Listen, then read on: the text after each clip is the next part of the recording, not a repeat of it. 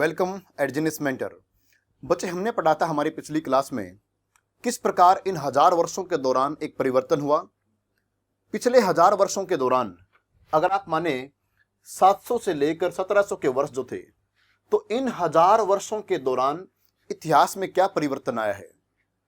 ऐतिहासिक शब्दावली यानी हिस्टोरिकल वर्ड्स में क्या परिवर्तन आया, उन शब्दों के अर्थ कितने चेंज हो चुके हैं, और इन हजार वर्षों के दौरान हमारी कल्चर, हमारी लैंग्वेज, यहाँ तक कि हमारे शब्द, वो सब कुछ जो है बदल चुके थे। कुछ शब्द जो है हट चुके हमारी भाषाओं से और कुछ नए उसकी जगह पे वर्ड आ चुके हैं। कुछ वर्ड आज भी हैं, लेकिन इन हजार वर्षों के दौरान उन शब्दों के अर्थ में काफी परिवर्तन आया है। और इसी चैप्टर की शुरुआत में हमने देखा था, हमने आपको दो मैप दिखाए थे। एक मैप बाई अल इदरिसी जो कि 12th सेंचुरी का मैप था, 12वीं शताब्दी में इस मैप को बनाया गया, और एक दूसरा मैप था जो कि 18वीं शताब्दी का मैप था, 18th सेंचुरी का। इन दोनों मैप में कुछ अंतर था। क्या आपको याद है कि इन दोनों मैप्स में भारत को किस प्रकार दिखाया गया था? अगर हम इस मैप की बात करें जो बनाया था अल इदरिसी ने, जो एक अरब कार्टोग्राफर थे, उस मैप में भारत को उल्टा दिखाया गया है। जो साउदर्न पार्ट है उसको दिखाया गया ऊपर, और जो नॉर्थ इंडिया है उसको दिखाया गया था नीचे। और एक ही 18वीं शताब्दी का मैप जिसको बनाया था एक फ्रेंच कार्टोग्राफर ने। इस मैप को काफी हद तक जो है भारत से तुलना कर सकते हैं कि जो आज हमारा जो इंडिया है उसका जो मैप है ये काफी हद तक उससे मैच करता है। अब बच्चों, यहां पर एक शब्द है कार्टोग्राफर। क्या आपको इस वर्ड का मतलब पता है? कार्टोग्राफर क्या होता है? कार्टोग्राफर वो होता है जो मैप को बनाता है, और मैप को बनाना क्या होता है? कार्टोग्राफी। कार्टोग्राफी उसको बोलते हैं मैप मेकिंग आर्ट।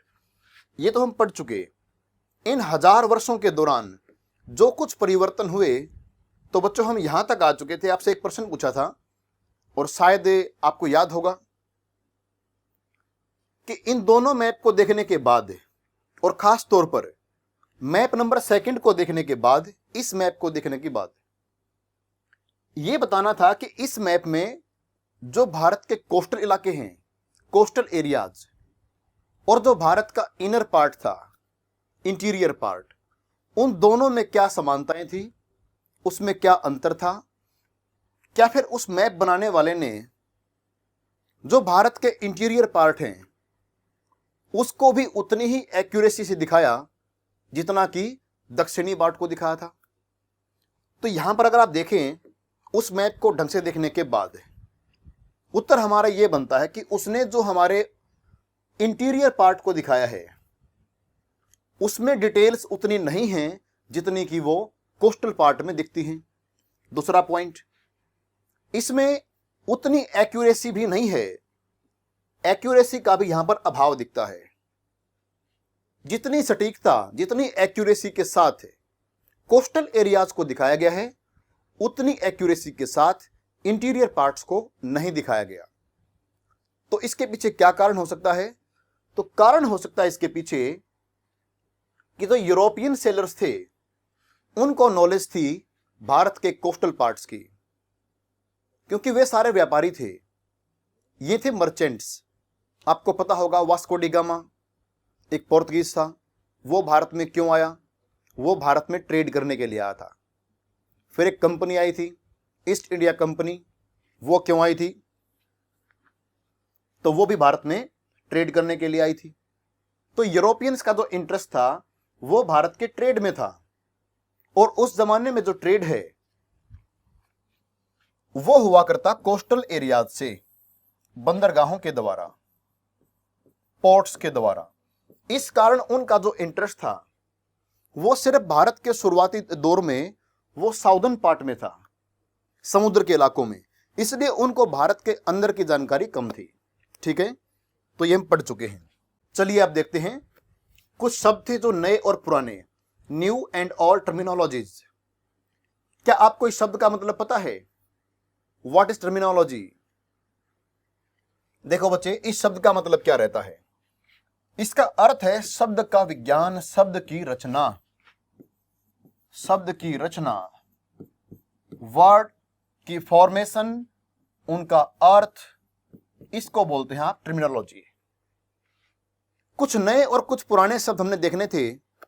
कुछ वर्ड ऐसे हैं जिनका मतलब पहले कुछ और था और अब कुछ और हो चुका है, और इसकी शुरुआत में हमने एग्जाम्पल लिया था हिंदुस्तान का। हम बच्चे यहां तक पढ़ चुके हैं। हमारी जो क्लास थी पिछली वो यहां तक थी। हिंदुस्तान का अर्थ यहां पर क्या निकलता है। देखो, जब इस हिंदुस्तान शब्द का जब प्रयोग किया गया तो 13th सेंचुरी में एक विद्वान थे, उनका नाम था अमीर खुसरो। उसके अलावा एक विद्वान है मिन्हाज उस सिराज। तो इन विद्वानों के द्वारा जब इन शब्दों का प्रयोग किया गया हिंदुस्तान का, तो उस जमाने में हिंदुस्तान का अर्थ क्या निकलता था और आज इसका अर्थ क्या निकलता है। तो पहले हम एक काम करते हैं, हम इस व्यक्ति के द्वारा इसका यूज क्या किया उसको देखते हैं। मिन्हाज उस सिराज, इन्होंने जब 13th सेंचुरी में इस वर्ड का यूज किया हिंदुस्तान, तो इनके अनुसार हिंदुस्तान का मतलब था Punjab, Haryana and the lands between the Ganga and Yamuna. तो इसके बीच के पार्ट को हिंदुस्तान कहा गया था। लेकिन जब आज हम इस हिंदुस्तान की बात करते हैं तो हमारे दिमाग में पूरे भारत की बात है कि भारत का जिक्र चल रहा है। जब भी आज कोई कहता है कि हिंदुस्तान, इसका मतलब है कि पूरे भारत की बात चल रही है। लेकिन कुछ वर्षों पहले, आज से लगभग 700-800 वर्ष पहले, इस शब्द का अर्थ कुछ और था। सिर्फ हरियाणा, पंजाब, उसके अलावा थोड़ा यूपी के पार्ट थोड़े से, बस उसका हिंदुस्तान मतलब हुआ करता। और इसमें मोस्टली किसको बोला गया? दिल्ली सुल्तान जो थे, दिल्ली सुल्तानों के द्वारा जिस साम्राज्य की स्थापना हुई थी, जिसको आप कहते हैं दिल्ली सल्तनत, वो दिल्ली सल्तनत के पार्ट ही हिंदुस्तान में आया करते। यहां तक हम पढ़ चुके हैं। अब हम क्लास को आगे स्टार्ट करते हैं। Bye contrast, in the early 16th century, Babur used Hindustan to describe the geography, the fauna, and the culture of the inhabitants of the subcontinent. अगर हम बाबर की बात करें, बाबर, देखो बाबर इसके उलट चलता है। अगर आप मिन्हाज उस सिराज की बात देखते हैं तो वो क्या कहता है कि उसकी नजर में हिंदुस्तान का मतलब था पॉलिटिकल एंटिटी। दिल्ली सल्तनत का जो इलाका था राजनीतिक तौर पे, पॉलिटिकली, उसको कहते थे हिंदुस्तान। लेकिन इसके उलट, बाय कॉन्ट्रास्ट, इसके विपरीत, जब 16th सेंचुरी की शुरुआत में जब बाबर ने हिंदुस्तान शब्द का यूज किया तो बाबर की नजर में हिंदुस्तान क्या है? द ज्योग्राफी, द फोना and the culture of the inhabitants of the sub continent. यहां पर बाबर इसको, इस हिंदुस्तान शब्द को हिस्टोरिकली डिस्क्राइब नहीं करता है। बाबर की नजर में यह हिंदुस्तान किसका प्रतीक है? यहां की ज्योग्राफी, यहां की फोना। फोना क्या होता है? शायद आपने पढ़ा होगा, ज्योग्राफी के अंदर आप जो है दो शब्दों को जरूर पढ़ लेते हैं। जब आप एनवायरनमेंट के बारे में पढ़ते हैं तो आप ये दो शब्द शायद आपने पढ़े होंगे, फ्लोरा एंड फोना। देखो बच्चे, क्या होता है फ्लोरा का मतलब क्या है? मान लो कि आप जिस भी स्थान में रहते हैं, जो भी तुम्हारा शहर है, दिल्ली हो सकता है, चंडीगढ़ हो सकता है, जयपुर हो सकता है, रोहतक हो सकता है, हिसार हो सकता है, लखनऊ हो सकता है, कोई भी सिटी मान लो, आप कोई भी गांव मान लो, जहां पर भी तुम लोग रहते हो, अगर वहां पर आपके आस पड़ोस में पिछले कुछ वर्षों के दौरान तुम्हारे आस पड़ोस में जितनी भी वेजिटेशन मिलती है, जितनी भी वनस्पति यानी वेजिटेशन मिलती है, मान लिया कि आपके अड़ोस पड़ोस में आम का पेड़ है, जामुन के पेड़ हैं, वहां पर कुछ घास पैदा होती है, उसके अलावा जो है वहां पर नीम का पेड़ है, और भी कोई आप पेड़ पीपल मान सकते हो, बरगद मान सकते हो। जितनी भी वेजिटेशन आपके आस पड़ोस में दिखती है, पिछले 10 वर्ष मान लो, 15 वर्ष मान लो, तो उसको, पूरी वनस्पति को, पूरी वेजिटेशन को आप कहते हैं फ्लोरा। और आपके ही स्थान पर पिछले एक स्पेसिफिक पीरियड के दौरान, in a specific location, in a specific land area, जहां पर भी आप मान लो, अपना एक गांव मान लो, उसमें एक खास समय के दौरान 10 वर्ष मान लो, 5 वर्ष मान लो, ठीक है, मर्जी है, उसके दौरान मिलने वाली सारी जीव जंतुओं की प्रजाति, all the species of animals, उसको आप क्या बोलते हो? फोना। समझ में आई बात? फोना का अर्थ क्या है? जहां पर भी आप रहते हैं अपने जगह मान के चलो, हमारे आस पड़ोस में पिछले कुछ वर्षों के दौरान, पिछले 10 वर्षों के दौरान मान लो, जितनी भी जीव जंतुओं की प्रजाति मिलती हैं, मान लिया कि तुम्हारे आस पड़ोस में कुत्ता, बिल्ली, तोता, मोर, कबूतर, चिड़िया, उसके अलावा जो है जंगली बिल्ली, कौवे और तरह के कोई पशु पक्षी, अगर आपने ये देखे हैं तो ये आपकी क्या है? ये फोना है। तो बाबर कहता है कि भाई भारत, देखो वो कहता कि ये जो भूमि है जहां पर आज हम भारत कहते हैं, तो बाबर इसकी पूरी ज्योग्राफी को देखकर, इसकी फोना को देखकर, और यहाँ के लोग किस प्रकार रहते हैं, उनकी संस्कृति क्या है, इस पूरी चीज को कहता है कि ये है हिंदुस्तान। तो ध्यान रखना, उसने हिंदुस्तान में राजनीति को काउंट नहीं किया है, उसकी नजर में यहां की पॉलिटी जो हिंदुस्तान नहीं है, उसकी नजर में हिंदुस्तान क्या है? सिर्फ यहां की ज्योग्राफी, यहां की फोना और यहां की कल्चर, उसको हिंदुस्तान कहता है। जबकि इससे पीछे यहां पर आप क्या देखते हैं? मिन्हाज इश्तिराज क्या कहता है कि पंजाब, हरियाणा और गंगा यमुना के बीच के भाग वो हिंदुस्तान है। तो यहां पर तो वो पूरी पॉलिटिकली बात करता है, जबकि बाबर इसके उल्ट यहां की ज्योग्राफी, यहां की कल्चर, यहां की फोना को हिंदुस्तान कहता है। तो कितना अंतर है देखो। तो 250-300 वर्षों में ही इस हिंदुस्तान शब्द का मतलब चेंज हो गया था। As we will see later in the chapter, this was somewhat similar to with the way the 14th century poet Amir Khusro used the word Hind. जब अमीर खुसरो यहां पर, जब उसमें जो हिंद को जब अमीर खुसरो यूज करेगा, तो ये हिंद शब्द का अर्थ क्या निकालेगा, हम देखने वाले कि लगभग ऐसा ही अर्थ जो है उसके अनुसार हिंद का होगा, जो यहां पर हिंदुस्तान का अर्थ है। While the idea of a geographical and cultural entity like India did exist, the term Hindustan did not carry the political and national meanings which we associate with it today. देखो, उस समय भी भारत का जो इलाका था जिसकी हम बात कर रहे हैं, उसका जो इलाका तो पहले भी था भाई, भारत देश तो पहले भी था, इंडिया तो उस समय था ही, लेकिन उस समय हिंदुस्तान का मतलब क्या है? पॉलिटिकली नहीं है। ये जो हिंदुस्तान का मतलब है उस समय did not carry the political and national meaning, समझे? तो इस समय हिंदुस्तान का अर्थ क्या है? हिंदुस्तान माने ज्योग्राफिकल, उसकी कल्चर, उसकी फोना, उस समय इसका मतलब ये था। और आज जब हम बात करते हैं टुडे कि व्हाट इज हिंदुस्तान, तो हिंदुस्तान में हम सब कुछ काउंट कर लेते कि हमारी पूरी एक पॉलिटिकल बाउंड्री, हिंदुस्तान कहते हैं, हमारे दिमाग में एक नक्शा आता है, एक मैप आता है कि ये हिंदुस्तान। जबकि जब बाबर इस शब्द का यूज कर रहा है, उसके लिए हिंदुस्तान क्या है? एक खास जगह पर, जैसे कि आज इंडिया मान लो, उस खास जगह की ज्योग्राफी, कि किस प्रकार के पेड़ पौधे वहां मिलते हैं, वहां कैसे पहाड़ हैं, नदियां कैसी हैं, उसके अलावा फोना और वहां की संस्कृति, कल्चर, उसको वो हिंदुस्तान कहता है। तो कितना अंतर आ चुका है।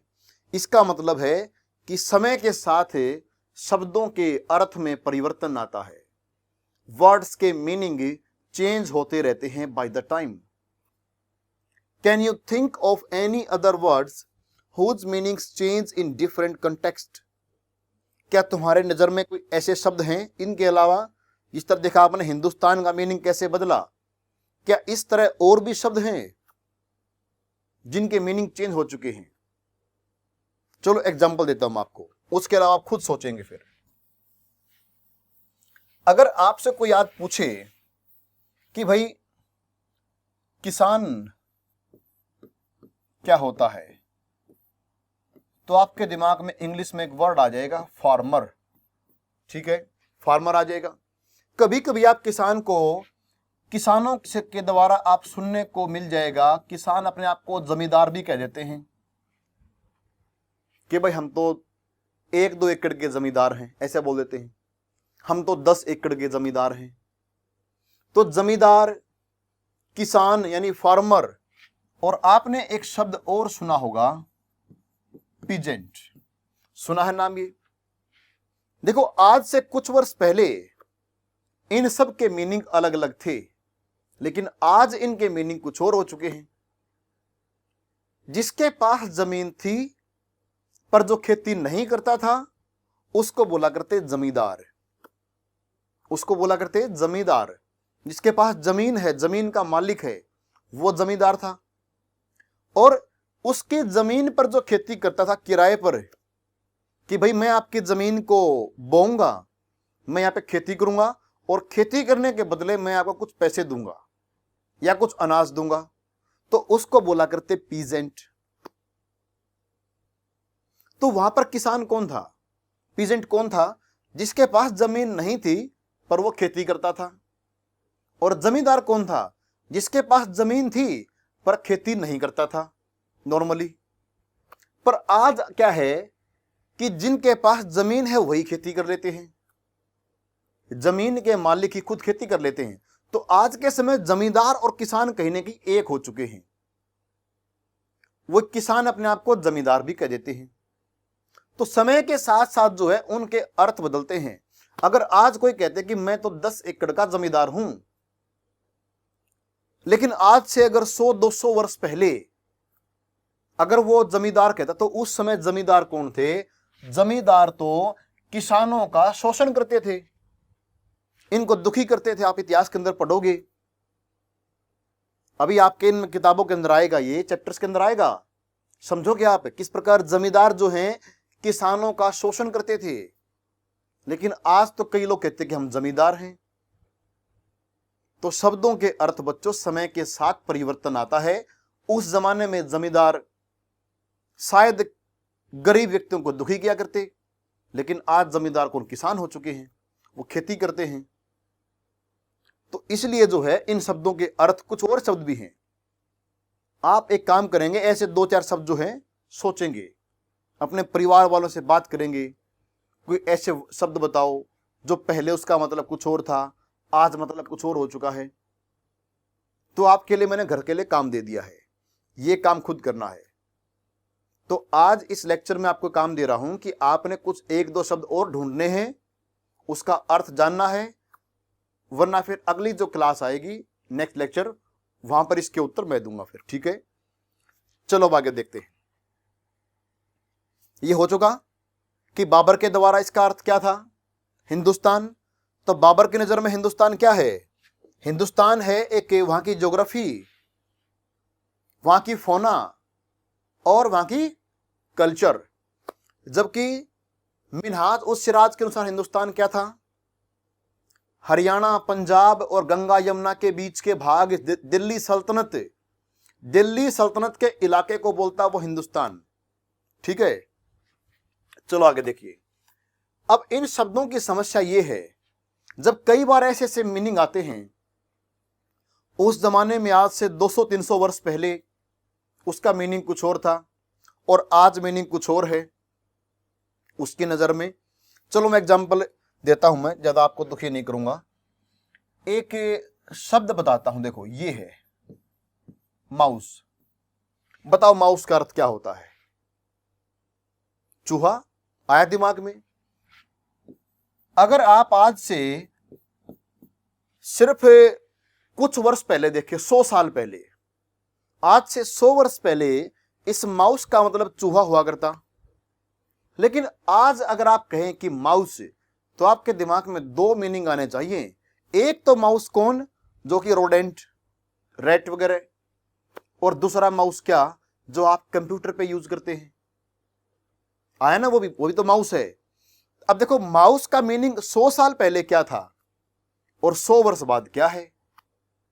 क्या पता आने वाले कुछ साल बाद इस नाम से क्या पता कुछ और बन जाए, उसका नाम भी हो जाए माउस।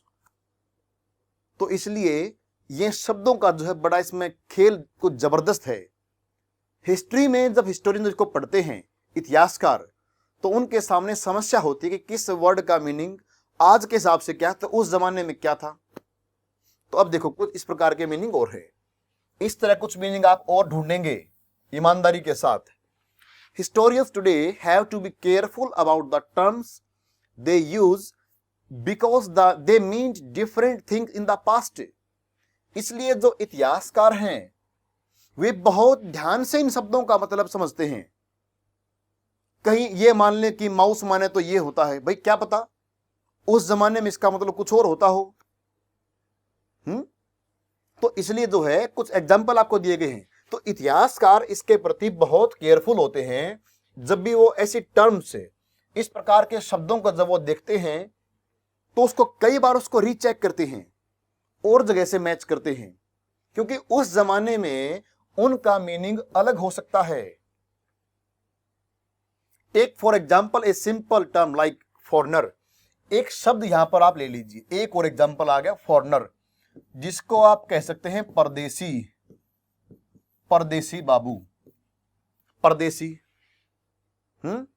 अजनबी भी कह सकते हैं इसको, कई बार अजनबी भी कह देते हैं, अजनबी।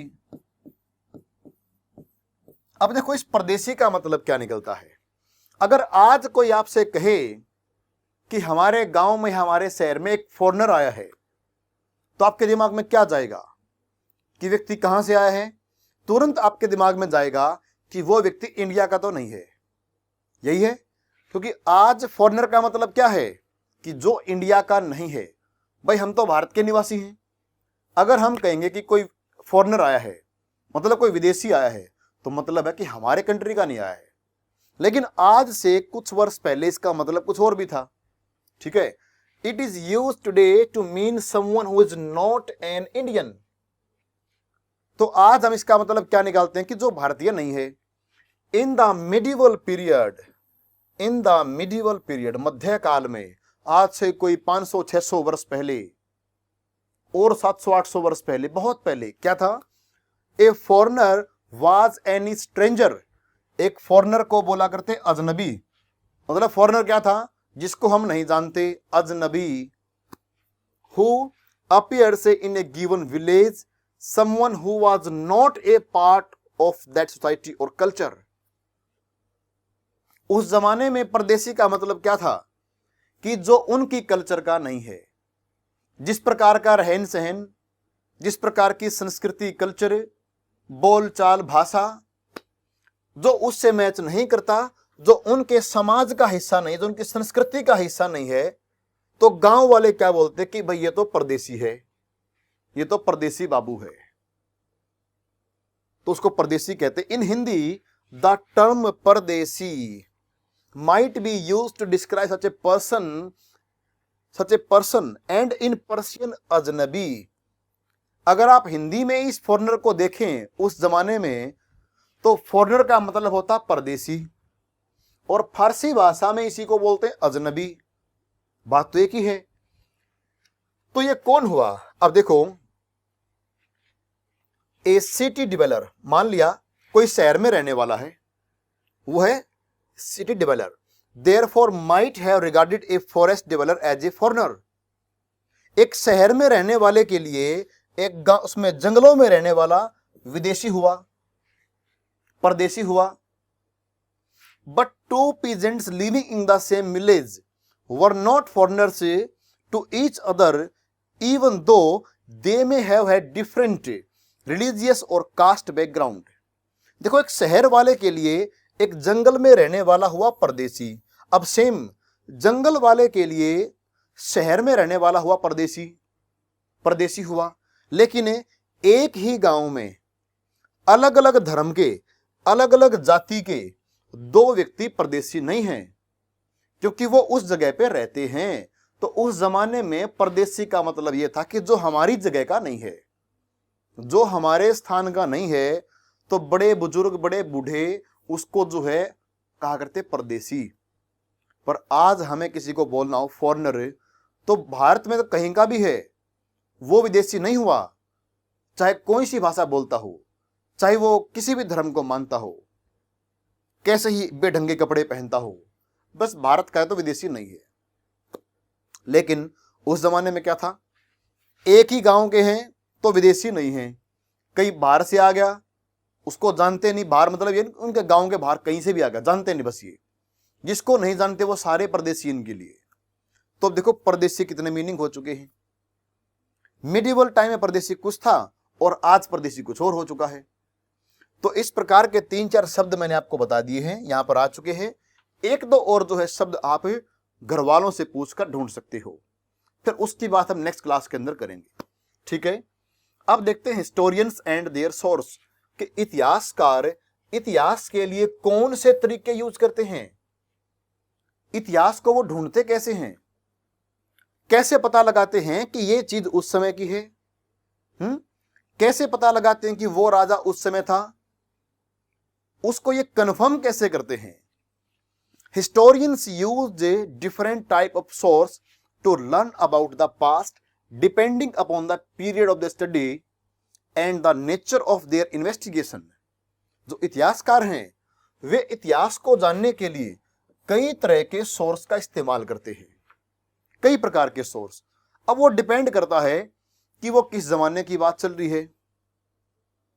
अगर कोई जमाना ऐसा है जहां पर जो है लिखी हुई बातें बहुत कम मिलती हैं या वो बहुत अलग ही भाषाओं की समझ में नहीं आती, तो उसके लिए क्या यूज करते हैं, उसके लिए इतिहासकारों को डिपेंड रहना पड़ता है कुछ अभिलेखों पर। अभिलेख जिनको आप कहते हैं ना इंस्क्रिप्शन, जिनको आप इंग्लिश में कहते हैं बच्चे इंस्क्रिप्शन, तो इसके ऊपर डिपेंड रहना पड़ता है। बताएंगे अभी अभिलेख क्या होता है। और जब कोई ऐसी जगह की बात कर रहे हूं कि उस समय कोई खास उनको जो है पढ़ाई लिखाई वाली किताब मिल जाती, कोई बुक मिल गई, कोई जेन्युइन सोर्स है, तो बुक का इस्तेमाल कर लेते हैं। कई बार ऐसा होता है किसी राज्य में कोई विदेशी घूमने के लिए आया था, कोई बाहर देश का व्यक्ति घूमने के लिए उन्होंने कुछ लिख दिया, तो उसकी बात को पढ़ लेते हैं। तो बच्चे डिपेंड करता है कि वो किस प्रकार के इतिहास को पढ़ रहे हैं, किस जमाने को पढ़ रहे हैं, और उस जमाने को जानने का बेस्ट तरीका क्या है। तो ये उसकी जो है इन्वेस्टिगेशन पे डिपेंड करता है कि वो क्या जानना चाह रही है, ठीक है। Last year for example you read about rulers of the Gupta dynasty and Harshvardhan. तो आपने जब पिछले साल आपकी बुक में क्या पढ़ा था, जब आपने गुप्त वंश के बारे में पढ़ा, डिनास्टी, आपने हर्षवर्धन के बारे में पढ़ा। In this book we will read about the following 1000 years. तो 700 से लेकर 1750 का इतिहास अब आप इस बुक के अंदर पढ़ने वाले हैं, और आप देखने वाले हैं कि पीछे आपने जो पढ़ा था क्या उससे कुछ मैच करता है। पिछली बुक में जो आपने पढ़ा होगा कि हिस्टोरियन ने किन किन तरीकों का इस्तेमाल किया इतिहास को जानने के लिए, क्या इसमें भी सेम तरीका इस्तेमाल करेंगे। You will notice some continuity in the source used by historians for the study of this period. आप यहां पर जो है एक प्रकार के कंटिन्यूटी यानी उसका क्रम में वो यहां पर कुछ देखने वाले हो। किसकी बात चल रही है, जो आपने पिछले साल पढ़ा है 6th क्लास में, जिन सोर्स के द्वारा आपको उस इतिहास की नॉलेज हुई, कुछ कुछ वैसे सोर्स जो है आपको यहां पर भी देखने को मिलेंगे। मतलब ये है इन चैप्टर्स के अंदर भी लगभग वही तरीके इस्तेमाल होने वाले हैं इतिहास को ढूंढने के जो तरीके आपने पिछले साल पढ़े होंगे। They still rely on coins, inscriptions, architecture and textual records for information. ये तो बच्चे आपने पिछले साल भी पढ़ा है। आपने देखा होगा हर्षवर्धन के बारे में जानकारी कहां से मिली, आपने देखा होगा गुप्त पीरियड के बारे में जानकारी कहां से मिली, सिक्कों का स्टडी किया है आपने, सिक्के देखे होंगे, उसके अलावा आपने अभिलेख देखे होंगे, इंस्क्रिप्शंस, ठीक है, तो सेम यहां पर भी होने वाला है। अभी भी जो है इतिहासकार इन 1000 वर्षों को आपको बताने के लिए सिक्कों का यूज करने वाले हैं, अभिलेख का यूज करने वाले हैं, पुरानी इमारतों का इस्तेमाल होने वाला है, साथ में कुछ टेक्सचुअल रिकॉर्ड्स भी, लिखी हुई बातें भी आप जो है देखने वाले हैं। But there is also considerable discontinuity, लेकिन यहां पर थोड़ा सा आपको जो है इसमें कुछ अलग भी देखने को मिलेगा, यहां पर कुछ डिसकंटिन्यूटी मिलेगी। देखो वो क्या है। The number and variety of textual records increased dramatically during this period. कारण क्या है, इस समय टेक्सचुअल रिकॉर्ड्स ज्यादा मिलने स्टार्ट हो जाएंगे, यानी साम्राज्यों के बारे में, राजाओं के बारे में आपको इस समय बहुत सारी बुक्स देखने को मिलेंगी जो आपको पहले इतनी मात्रा में देखने को नहीं मिली। इसका मतलब है इनका इस्तेमाल भी करना है, कॉइन्स का इस्तेमाल भी होगा, उसके अलावा अभिलेख का इस्तेमाल भी होने वाला है, लेकिन साथ में थोड़ी सी बढ़ोतरी यहां पर किसकी आने वाली है, ड्रामेटिकली इंक्रीज्ड क्या होगा, टेक्सचुअल रिकॉर्ड्स, लिखी हुई बातें। They slowly displaced other types of available information. आप देखेंगे जिस तरह आप चैप्टर पढ़ते जाएंगे आप समझेंगे किस तरह धीरे धीरे जो है इन पुरानी बातों को हटाया जाएगा और इनकी जगह पर कुछ नई सूचनाएं इसका स्थान ले लेंगी। Through this period paper gradually became cheaper and more widely available. इस समय आप देखने वाले हैं कि जिस कागज की बात चल रही है, जो इससे पीछे आपने पढ़ा था पिछले साल, वहां पर उसकी उतनी वैल्यू नहीं थी, मतलब जनताओं में उसका लोकप्रिय नहीं था, पेपर कागज का इतना आविष्कार वगैरह ऐसे स्तर पर नहीं हुआ था। लेकिन अब यहां पर क्या है कि कागज जो है उसका प्रोडक्शन बढ़ जाएगा, वो सस्ता हो जाएगा, और सस्ता होगा तो इसलिए वो वाइडली अवेलेबल होगा, उसके ऊपर बहुत सारी बुक्स की रचना होगी। ठीक है, तो ये आप जो है इन चैप्टर्स के अंदर पढ़ने वाले हैं। और उसके बाद फिर आप क्या पढ़ेंगे, एक आपसे देखो एक छोटा पहले प्रश्न पूछ लेते हैं फिर आगे चलते हैं। एक प्रश्न आप ये बताएंगे, in the middle of the 13th century a scholar wanted a copy of a book but he did not have enough paper, so he washed the writing of a manuscript he did not want, dried the paper and used it।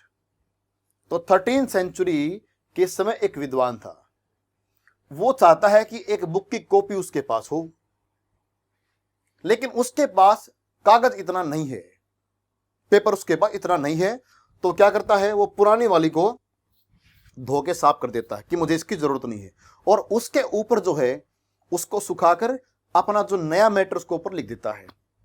ठीक है, a century later if you bought some food in the market you could be lucky and have the shopkeeper wrap it for you in some paper.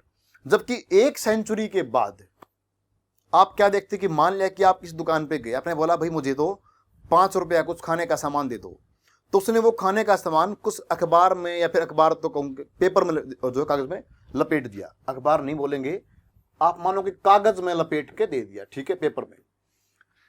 अब प्रश्न ये है कि when was paper more expensive and easily available, क्या 13th century में कागज महंगा था या 14th में कागज महंगा है? तो इसका उत्तर हम लेंगे नेक्स्ट लेक्चर में। तो आज के लिए इतना ठीक है, नमस्कार।